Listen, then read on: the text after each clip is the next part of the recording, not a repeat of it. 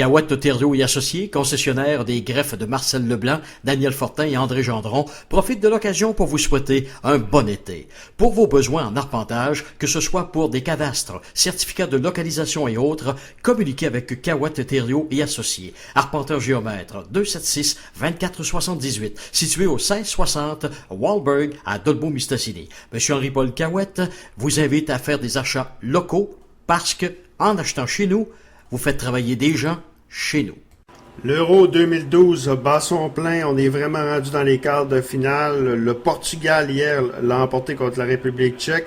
Actuellement, au moment où on enregistre l'entrevue, on est à la mi-temps du match entre Allemagne et la Grèce. Et pour faire le tour un peu des quarts de finale, des forces en présence, on parle du site internet espacesoccer.com. Benoît Lavoie. Salut Benoît. Salut Danny, ça va? Oui, ça va très très bien. Benoît, on va parler des 4 matchs de quart de finale. Et au début de la compétition, on disait que Ronaldo était une déception, mais depuis 2 matchs, forcé d'admettre qu'il est en feu. Oui, Ronaldo, il a monté son niveau de jeu. Hier, surtout qu'il y a un match, on a eu des réceptions de balles, là, ramenées sur un centre. Là. Il a fait un amorti de la poitrine avec un contrôle incroyable, avec un tir. Ronaldo, il a élevé son niveau et il joue à la hauteur de son niveau. Puis c'est ça qu'en fait, il faut qu'il démonte. Le Portugal a un grand joueur avec dans leur alignement, puis en haut du nom de Ronaldo. Et ce qu'on a hâte de voir dans les prochains matchs en demi-finale, en tout cas. OK. Et justement, ils vont affronter le gagnant entre l'Espagne et la France. Et bon, les Bleus qui avaient commencé un bon début de tournoi, mais contre la Suède, je pense que ça a laissé des interrogations le match contre la Suède. Oui, effectivement. Moi, j'ai bien aimé les 2 premiers matchs de la France, surtout contre l'Ukraine. Le trio, là, Ribéry, Benzema et puis Nasri, se sont fait des passes, mais il faut pas oublier que l'entraîneur Laurent Blanc a changé son effectif un petit peu de son 11 de départ. Il a enlevé Menez et Cobaye, et ça a apparu. Et j'ai l'impression que ça a fait un changement un peu dans l'effectif du jeu là, contre les Suédois. Mais les Suédois, faut pas leur enlever ça. Ils ont quand même connu un bon Euro. Ils ont perdu juste 3-2 contre l'Angleterre et ils ont tiré un très bon match. Ils voulaient sortir de l'Euro en force et on va se rappeler du but de Zlatan Ibrahimovic, un des plus beaux buts de l'Euro en passant, là, une volée en se tirant sur le côté. C'est un des plus beaux buts de l'Euro avec les buts de Ronaldo, si tu veux. Là. Oui. Mais, Benoît, je lisais ce matin sur rds.ca que la pagaille est encore pognée dans l'équipe française. C'est un peu ça qui a coulé en 2010. La France, on a parlé souvent qu'il y avait plusieurs primadonnas dans cette équipe-là. Bellec, le sélectionneur, avait pas été capable de ramener ça. Et là, même Laurent Blanc a admis que, bon, toute cette pagaille-là est en train de nuire à la préparation contre l'Espagne. Coudonc, les Français ont-tu plus une...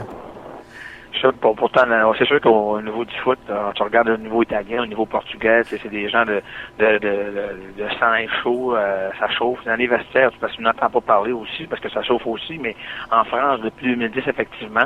Moi, j'ai pas trop vu grand-chose là-dessus, j'ai pas trop regardé, mais effectivement, comme tu dis, je regardais sur le web un peu, puis je voyais que... Mais, écoute, les décisions, on va voir demain, parce que là, quand même, ils ont un grand match à jouer demain. On va... Mais j'ai écouté des postes de radio en web en France et je me suis aperçu que les Français entre eux-mêmes, là, c'est des ostinations à n'en plus finir. Là, je veux dire, il y a une émission que j'ai pognée qui dure 1 heure, là, puis ils ne font que ça s'ostiner. Là. C'est un peu ça la France, les Français, c'est un peu comme ça. Là. Le discours est très large. Là. Fait que j'imagine que dans un vestiaire comme ça se retrouve de même aussi. Là.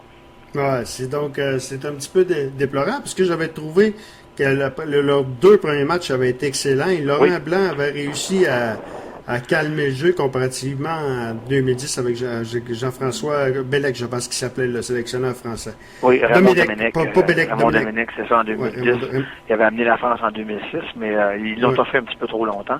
Alors j'ai hâte de voir demain, mais demain, là, écoute, contre l'Espagne, s'il y a un match qui peuvent renverser la vapeur, c'est les champions en titre de l'Euro et des champions du monde depuis 2010. Alors j'ai hâte de voir comment ça va se passer tout ça demain. On va avoir tout le match, mais j'ai hâte de voir. Mais la France peut être capable de se relever quand même, ça me surprendrait pas du tout.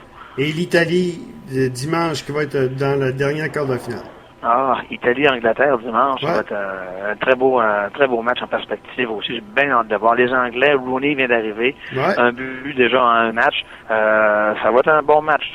Italie-Angleterre, il n'y a rien de décidé encore, là. J'ai hâte de voir. Demain, dimanche, on a les deux meilleurs quarts de finale, je pense, sont à venir, mais des fois, on annonce des grands matchs comme ça, puis des fois, ça c'est pas nécessairement le match qu'on s'attendait, mais regarde, on va espérer voir des belles rencontres en fin de semaine. Juste, parce qu'au moment où on enregistre cette entrevue-là, on est à la mi-temps du match Grèce-Allemagne. Les Allemands ont dominé complètement la première demi? Les Allemands sont supérieurs aux Grecs, on s'en doutait. L'équipe grecque a un rôle complètement défensif. On va se rappeler qu'en 2004, ici, quand on a ouvert l'espace soccer, ça a été la première année qu'on a eu une coupe ici à Alma, puis les gens étaient venus voir la Grèce gagner l'Euro. Bien, c'est à peu près le même style de jeu qu'ils faisaient, là. Un défensif, il avait battu la France en quart de finale 1-0, c'est sur un corner, une tête, une montée ou deux dans le match, et puis c'est à peu près le même style, là. En demi-finale, il avait fait à peu près la même chose. En finale, contre Portugal, il avait gagné contre Portugal. Fait qu'on retrouve un peu la Grèce, mais ce qui arrive, c'est qu'aujourd'hui, les Allemands, eux, ont marqué un but. Ils ont marqué, fait que ça va être difficile pour la Grèce de revenir là, en deuxième demi. Là. OK. Donc, tes prédictions pour les quarts de finale qui s'en viennent? OK, bon, on dit on va dire je pense que l'Espagne va remporter demain. L'Allemagne va remporter. Moi, France-Espagne, j'ai un petit penchant pour la France, parce que j'aime beaucoup la France, mais on sait pas. On était déçus sur le troisième match, mais j'y crois. Moi, je mets la France. Et puis, Italie-Angleterre, moi, je vois que l'Angleterre. Parce qu'avec Clooney, ça fait longtemps que les Anglais n'ont pas gagné, se sont pas rendus bien loin dans une grande compétition internationale. OK. Je veux parler, en terminant, de l'impact. Deux grosses pertes au cours de au cours des derniers matchs. Ferrari, le défenseur, qui est un bon défenseur de la MLS, puis Corradi. Di Vaio s'en vient, mais on perd Corradi. Corradi, je regardais quand la saison finie, on parle de 6 mois, donc c'est une bonne blessure, j'ai hâte de voir, c'est un bon, mais en même temps, ça va faire la place à Di Vaio aussi. Écoute, c'est une saison de soccer, c'est comme ça, hein. Tu connais-tu Di Vaio?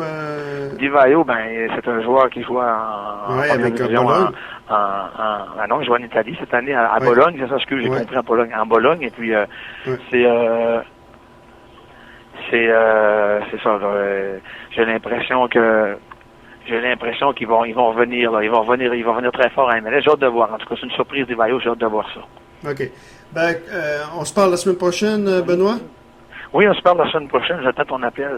En passant, on a joué à Dolbeau dans votre cette semaine, l'équipe Espace Soccer. On a joué un match contre l'équipe de Dolbeau en senior masculin.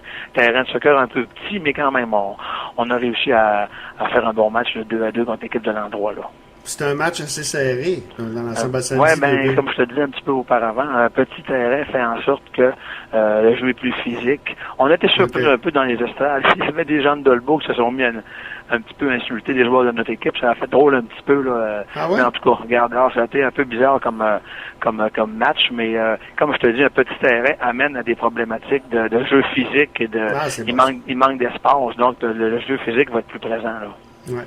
Benoît, on se parle vendredi prochain. On sera à l'aube de la grande finale de l'Euro. On connaîtra les deux finalistes. Parfait. On se reparle. Denis, merci beaucoup pour Dan Radio Sport. Merci de me donner la chance de parler avec toi.